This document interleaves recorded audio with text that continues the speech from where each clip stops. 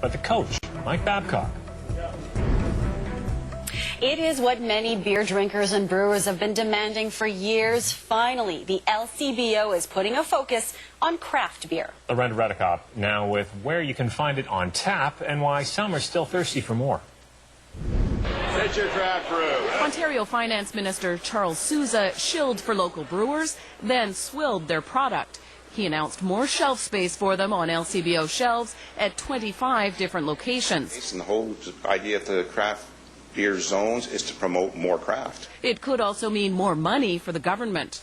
The LCBO says craft beers are by far the fastest growing local product it sells. The local brewers say this will be a further boost. It goes to show where Ontario can go with beer, and I think we've come a long way recently, and I'm excited to see what comes next. The flagship Summer Hill location will also have a growler station. You can sample any of the craft beers on tap for 50 cents, and then an employee will fill one of these bottles for you called growlers, or you can pick one up out of the fridge.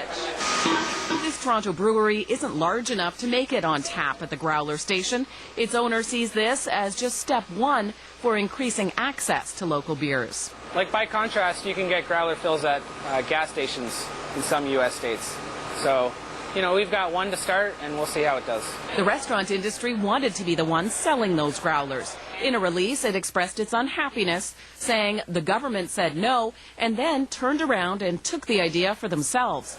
The local beer industry is just happy it may be easier to sell its product. And we've spent our lives as craft brewers going up against two of the largest companies in the world.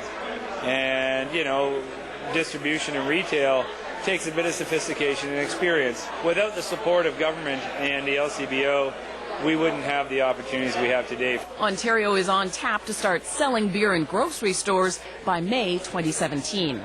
Lorenda Redekop, CBC News, Toronto. The man wanted in a deadly gas